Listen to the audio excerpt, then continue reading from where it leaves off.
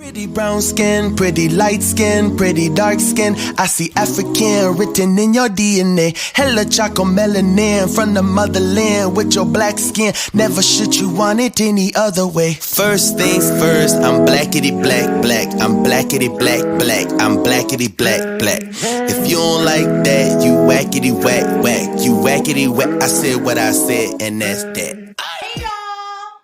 Welcome back to M.A.D, Melanated, Animated, and a whole lot of drama.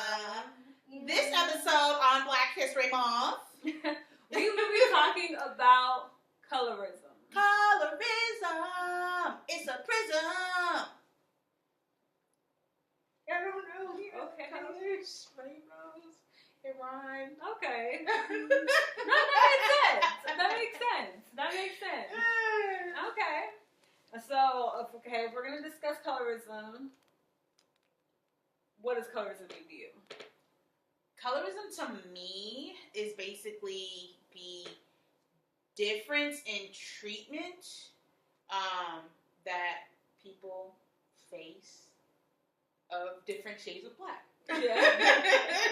That's what it was for me. Because I was telling my boyfriend about this episode, and he was just like, "Do you know what colorism is?"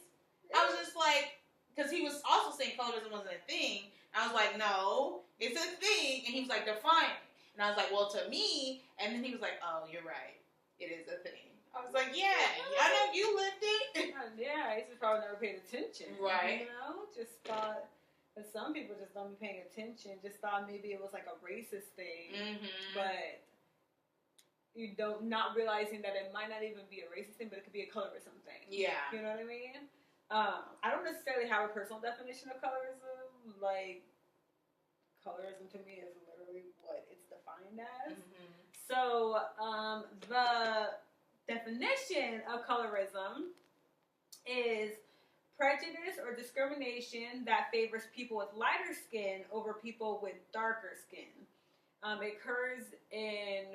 It actually occurs in just about every ethnic group. Yep. But globally. It's pretty global. But it's dominant, of course, within the black community, since we are the ones with the different shades. Pigmentation. I was gonna say, we're the ones with the most different shades. Yeah, like if you don't know, it obviously started within slavery. Mm-hmm. So the lighter skinned you are, the closer to whiteness you are. So the closer you are to work near the house, like the slave master's house, and you were to, and the darker you worked out, like in the fields, mostly in the fields, out in the sun and whatnot. And that's pretty much how it all began. But obviously, it continued on. Generational, and it turned into. It's just so unfortunate. Like, it's just basically it turned into the closer you are to whiteness, the closer you are to pretty, getting loans, getting beautiful, you're the most, being fair. The term of fair or exactly. Good. Yes, definitely. You're better treated. You know, like within jobs and stuff, you're most likely to. You know, like.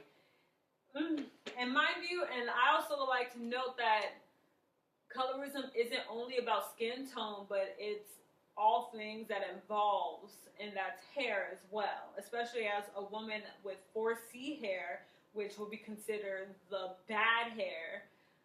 You know, like I get affected by a whole lot more than I notice, like my other counterparts with like straighter hair, curlier, more manageable hair. See, that's another, like, those are words like they use to separate, like Becky with the good hair, you know, manageable hair, and then there's like the bad hair, you know, the slave head, you know, the nappy heads, you know, stuff like that. So that's colorism, you know, and once again, there's a difference between racism and colorism, right? You know, so like with colorism, it's based off of like the skin tones, you know, and it's within every, like I said, within all ethnic groups, even within black people, and racism is like the generalization of a group of people. Yep. You know what I mean? So it's very important to define that, y'all. It's definitely important to make sure you separate the two. Go ahead, because I wanted to talk about how it continued, because we know it came from slavery, but it also went beyond that. So after slavery and stuff, because y'all know I'm a history buff. For real though. Not me too. I've always loved history. Yeah, that was one of my favorite. It was one of my favorite classes. Even though it was taught, differently than it should have been. Further from the truth. A little further from the truth. Yeah. More than a little further from the truth. You know what I mean? But something I want to highlight is in during the times of when we were still fighting for our rights to be equal and stuff, something that came out and something that growing up I dealt with is the lighter skins versus the darker skins in our community. Okay, growing up, I grew up, you're not black enough, or you're too black. And it was always like, why was that a thing? Why was that a thing? And something I found after research was that after black Americans started trying to build up their wealth, we separated ourselves in our own communities for the benefits of what I don't know, because I wasn't in that day and age. But blue vein societies is something that I learned about and I was really surprised about. And basically, these were societies where lighter-skinned black people would create clubs and social groups just for them, that catered to them. And the reason why they're called blue vein is because their skin was light enough to see the blue veins. The blue veins. If you were able to be part of the club, if they could see the blue veins in your skin, which I was like, wow, that ain't healthy, bro.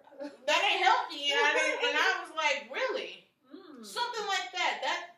So pretty much if you were passing, yes, if you could pass, if you could pass, then I'm just like, I don't know. And if you don't know, the term passing is if you can pass as white. It's usually what it means. Yeah. And that's the only way people use it, mostly, really, is passing white. So, if you ever watch Imitation of Life, ooh, that's a heartbreaking one, but Imitation of Life has a woman... They said, wait a minute. Don't be talking about Imitation of Life. No, but there was a woman who grew up pretty much hating being black because, of course, being black was treated, wrong compared to being white. And so, but she was light-skinned, and she was so light-skinned that she passed as white. And so, you're passing white. So blue veins pretty much pass. Yeah, that's how you pass. If you could be like, hey, you can see the blue veins. Yeah. Which I'm like, you can see the blue veins. Are you sick? I know. That doesn't seem healthy to me. No. I'm like, I don't think you should be I think I'm sick because you can see my veins. You need to drink some water. Usually that means you have to drink some water. I need some milk. Usually, I mostly just see this one, but that's obviously on my palms, which are lighter. Yeah. But typically, if your veins are popping out, or if you can see your veins, you have to drink more water. It's not supposed to happen. Yeah. You're not supposed to be doing that. We're not transparent. That's funny. I'm telling you. But did you have another? But then there's also the brown paper bag test.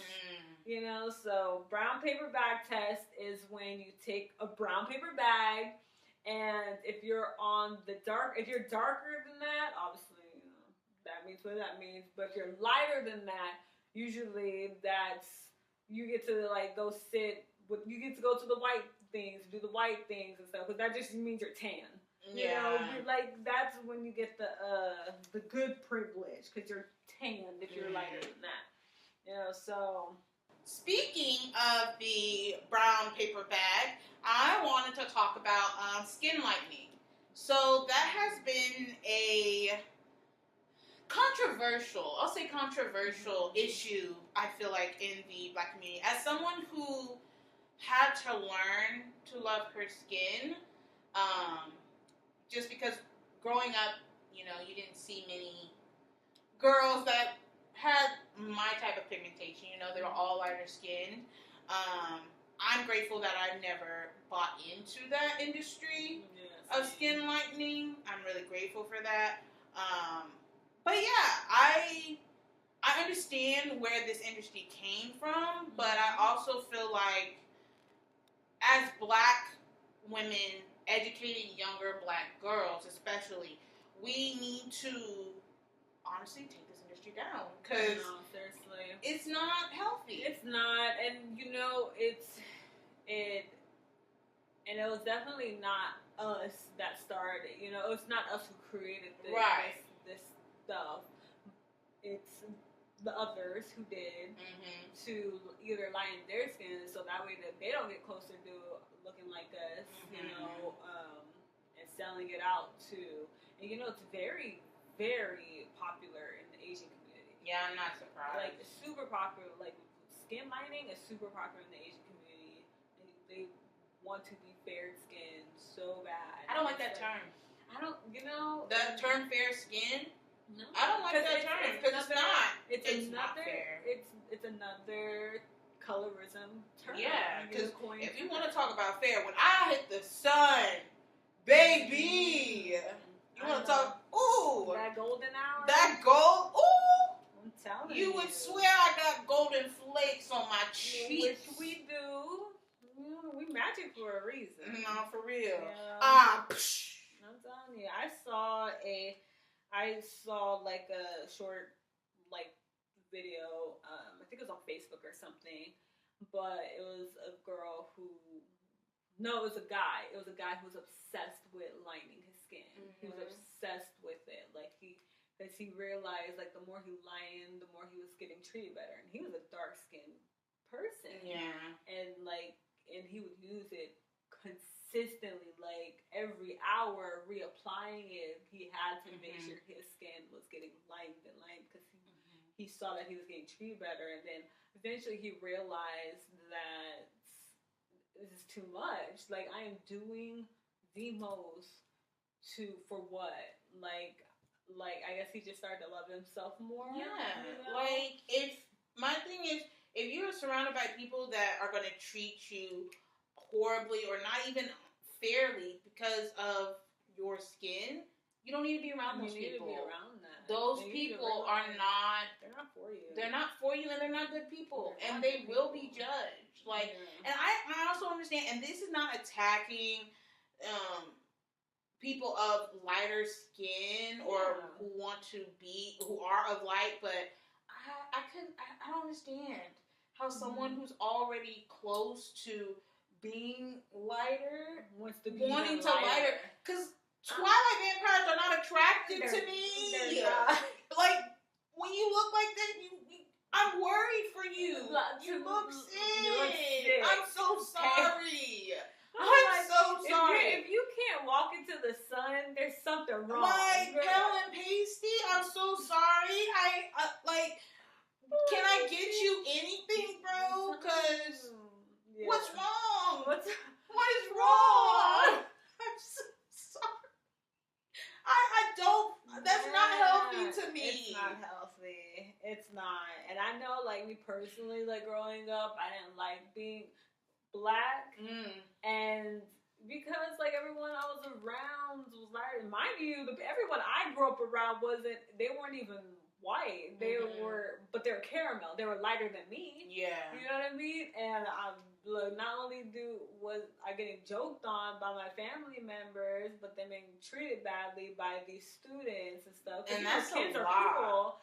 It's a lot. That's a lot, especially. And, like, even in, like, our communities and stuff, we'll joke. We'll use terms like, oh, you yellow bone, you red bone, you midnight, like, and even though like we're joking, we don't candy, like Oreo, like even though we may be joking with each other, we still need to realize that those words can hurt. They can hurt, and especially because we don't know what the other person's going through. We're not in their head, so we need to be mindful. Like I may joke and stuff, but like, bro, be mindful. Be mindful. Because at the same time, I'm really glad I also didn't buy into, because I mean, by the time I was like old enough to make my own money, I, loved the skin I was in at that point. But it was just kind of like, I remember when I was in elementary school, mind you, and the darkest one in the whole school, because like even my twin sister is a bit lighter than me. And one of the students, he was like, there's lotion like that you could put on and it makes you lighter. And I was like, I'm thinking he's talking about actual lotion and just leave it on and not rub it in. That's what I'm thinking he's saying to me and stuff like that. But my friend Marcy Douglas, she's like my first friend I made at this school. She's like, don't listen to him. Like, mind you, we're elementary school. Like, elementary freaking school. We shouldn't even understand any of this. And the fact that like, that's someone teaching like, that. Like, that's definitely like now, like knowing him, he would never say something like that. Like I know him now. Like he would never say anything like that. Not to mention, he's Hispanic, but he's also pretty dark too. Like he ain't black like me, but he dark. Right. So it's kind of like, what was his parents saying to him? What was his grandparents saying to him? I do have to say though, coming in our day and age, I do feel like more people are wanting to be darker now. Okay. Here's the thing, more like they're definitely tanning themselves, trying to stay in the sun, this, that, and the other. Yes, and it's not even orange anymore. It's not like they are literally trying to get dark. They're trying to get dark, but there's also like, but it's also kind of like they want to look like us, but they don't want to be like us. Yes. They want to look like us, but they don't want to be us. Kind of a situation, which is something that I don't care for. Right.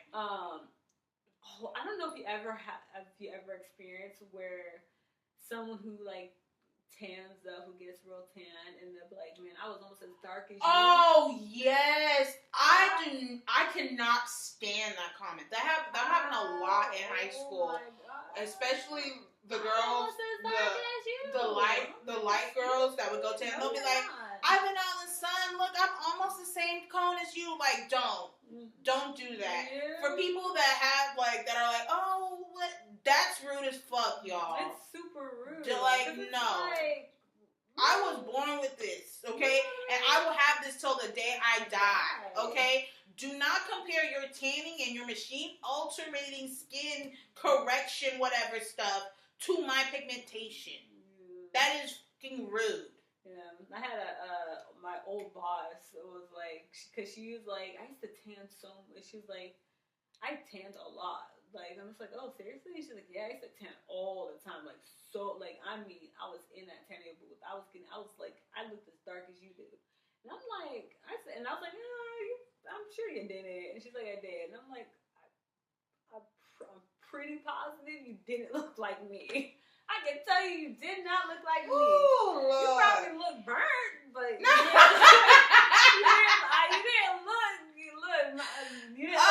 I'm pretty sure you didn't look natural. No, but for real, y'all trying to do that and trying to create this. Honestly, I don't think it's malicious or anything. Like they're trying to relate almost, or they're trying to be like.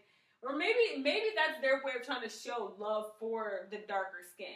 And I would totally get that. It would be, in their heads, they're like, I'm trying to, I loved being that dark, which is why they kept tanning that much. So that's their way of trying to show love for that color, that darkness.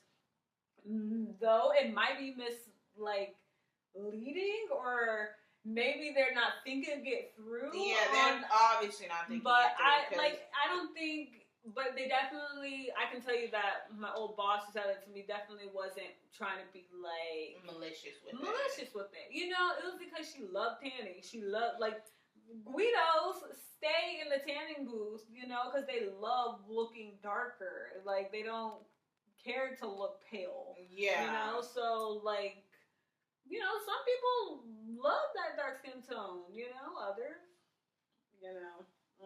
You know. I don't know. But, and then it does affect, like, speaking of Guido, so, you know, Jersey Shore, and then I have to go into entertainment. Yep.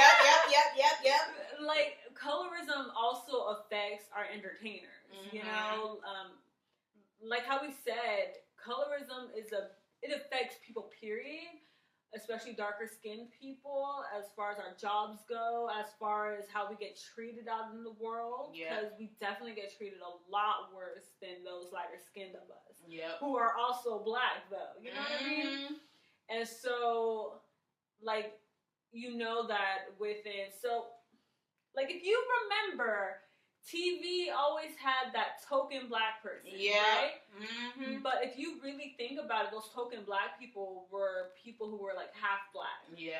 You know, of course, we had some, like, actual black people, like, sorry, that was kind of rude. I don't want to say actual black people. I said black people aren't the actual black. No, that was rude. What? We correct ourselves, y'all. Okay, we be on it. Yeah, but so, like, of course, it would have dark-skinned people, but it's usually, like, in horror movies, they're the first ones to die. You know, they're always the goofy comedic relief. You know, they do the same thing with Asian people too. That's true. The goofy comedic relief, you know, they're always, or they're the ghetto one, the gangster one, that token black person, right, within the movies.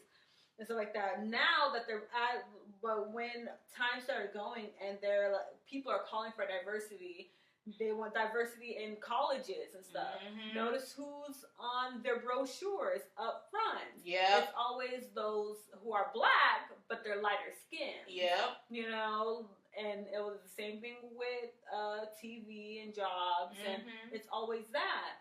So, example would be Zendaya versus Keke Palmer. I know this is like a thing that's like a consistent, like when it comes to colorism. When it comes to colorism and entertainment, those two are always used because, unfortunately, it's the truth. Right. Zendaya gets booked for more roles than Keke, and Keke's been in the game since she was young. I mean, Zendaya's been in the game since she was young. Yeah, but true. Keke's been in the game. Been in the game. Like, Akilah and the Bee came out in what? 2008? You know, and before that, she's in, like, barbershop. She's in things since she was young, but Zendaya would be chosen for diverse roles, where Keke will be chosen for the stereotypical roles. You know what I mean? Zendaya will be chosen for more roles, while Keke gets a few roles. She has to work harder. Keke has to work harder to get her dessert than Zendaya does. And there has to be a recognition of it. That's colorism. Because even though these two beautiful women are both black, because Zendaya is lighter skinned, she gets treated better. You know, she gets more opportunities for her. Did you see the casting for Straight Outta Compton? No. So the casting for Straight Outta Compton, they asked for women who are, let's say, like business-like models, sexy, light skin. It literally, like, in their casting, it was like light skin, for the darker skin, we're looking for ratchet, you know, baby mama, several like ghetto, like it was very. And this is Straight Outta Compton. Right. A black movie about black men based off of true life stories. So it was very disappointing when black women saw, like, because this is way after, like, the movie had came out. And then people, like, they showed their casting calls and, like, what they asked for when it came to lighter. These are all black women, but what they wanted for the darker skin and what they wanted for the lighter skin. You know, like, they didn't say we want someone to play this type of role regardless of your skin tone. They said they wanted darker skinned people to play the ghetto roles, and they wanted the lighter skinned people to play the more uppity, perpetuating the stereotypes. And it's kind of, once again, it's unfortunate because it's like we already have to deal with the racism outside of our culture, outside of our race. But when we have us doing it to each other, because of that whole lighter skin, dark skin, slave thing, we still to this day, like, lighter skinned people seem to treat us differently, and it's like at the end of the day, you're still black too. Yeah. At the end of the day, we both black. They won't trust you with nothing either. Right. They might trust you just a little bit more, but only so you can keep us in our place. Mm-hmm. And if you're buying into that, you really need to check yourself, especially in this day and age. No, for real. You know what I mean? Like, check yourself. One thing I do want to say on the entertainment thing and Zendaya is that she clocked it. Mm-hmm. She clocked her lighter skin privileges. She does. And she brought in more black people, like especially in Disney, because I don't know if you saw her show. It was her last show. It's called Casey Undercover. Mm-hmm. And Zendaya did an interview about it, and she was just like, I know I have privileges being lighter skinned, and I told Disney that I wanted a full black family.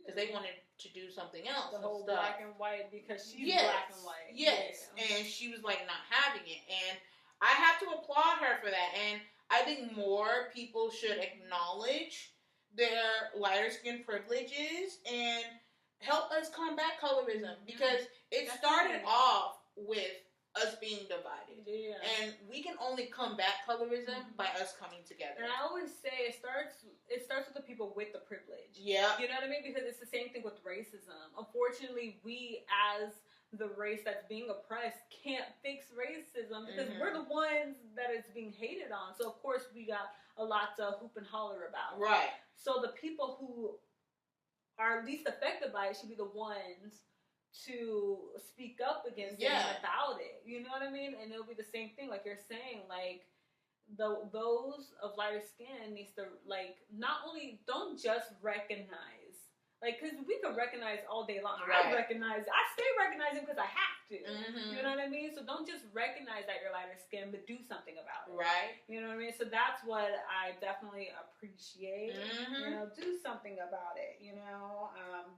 don't, like how Floyd Mayweather did not let them go on about Becky with the good hair. Yeah. And he stopped that right away. He said that's colorism. Mm-hmm. You know, like because if Becky has the good hair, then who has the bad hair? Right. You know what I mean? That's colorism. Mm-hmm. So we have to stop it in its tracks. We have to speak up against it when we hear it, when we feel it, when we're around it. You know? Right. Like, yo, no. And I'm so appreciative nowadays that more black mothers are very like, ooh, your skin shiny. Yes. Ooh, I love it. Ooh, I love that dark skin girl. And I love it. And I love seeing nowadays more people expressing the love of darker skin. Yes. You know, because it's just like at first it was so much to hide, but now people are like, why are you hiding it? No, for real. It is beautiful. It's beautiful. It's gorgeous. You know who Ducky Thought is? Yes. Because I told you about that. Yeah. So, like, Ducky Thought, her sister Nikki's who I followed first before Ducky, but Ducky and Nikki, dark South Sudan women, gorgeous as all literally. I'm like, wish I could be them. Like, they are beautiful, dark skinned, and I just absolutely love it. And I just love there's more love within for our darker skin me and my peoples. I just love it. Yeah, I do. I'm here for it. I'm here for it too. Well, that includes colorism. But But we also want to support our black businesses. And speaking of hair, my black business is called Ken Apparel. It is a black-owned, woman-owned business, and they specialize in satin apparel. So satin-lined hoodies, satin-lined hats, satin-lined puffer jackets, windbreakers, all of it. Because, when it gets cold or if you want to put something in your head, that stuff can damage your hair. Yeah. So let's take care of our hair because our hair is crowns. Okay? So, Ken Apparel, check them out. I'm going to try to buy from each black business I spotlight. And I want to share their products with y'all at the end of the month. I feel like it would be great for y'all to see some of these products. So, check out Ken Apparel. Who you got, girl? So, mine is for the chitlins. It's for the kiddos. It's a book, actually. Okay, you said chitlins. And Beyonce is called the Rodeo Chitlin Circus. So I was like, what? Oh my goodness. So it's a book called Black is a Rainbow. Actually, I have a couple that I want to do because they're both for kids. But this book is called Black is a Rainbow Color. Black Women, written by Angela Joy, illustrated by Equa Holmes. I'm sorry if I pronounced that incorrectly. But it's the stories that celebrate the meaning of being black. So, cute. And like I said, as a kid, because the time I grew up, it's like, even though I'm sure it's a whole lot better than when my mom was growing up. When her mom was growing up, stuff like that. So, I feel like it starts with the kids. And of course it does. It's not born, it's taught. Yep. And so we definitely need to teach our little chitlins that the meaning of being the celebration and meaning of being black. And then there's also Healthy Roots dolls. Oh, I love them! Yeah. So there's dolls and storybooks that represent the beauty of diversity. I love that. Yes. So they come in a range of diverse skin tones and hair textures that let kids actually wash and style the doll's hair. So I think that's also that's super cute. Super cute. That's great. Once again, like different skin, because Barbies and stuff used to come in one color and then two colors. It was just black or white. And now it comes in several different skin tones. Yeah. American Doll not only have skin tones, but they got different cultures, ethnicities. They stepping diverse. They got able, disabled. They, you could literally get a doll that looks exactly like you. I love that. You know what I mean? So yes, deaf. Go check them out, please. Okay, now y'all know we doing quotes. We're doing quotes. So my quote is from Stephanie Lart. She is an author and poet in North Carolina. She has quite a few books. But her quote is, "Black is exquisite beauty in every shade." That's cute. Thank you, Stephanie. Thank you. Mine is from Blair Imani. And it says, "Not seeing color will not solve racism or colorism." And I stand by that all day, every day. If you're going to see you saying, I don't see color, that's annoying. I am color. Yeah, like, bro, what you mean, so bro? You don't see me. That means you don't see me. Exactly. You don't see my experiences. You see me, see me. You know what I mean? So, yeah. So, thank you, Blair Money. We're going to sign off with a cheer rip to the ACP.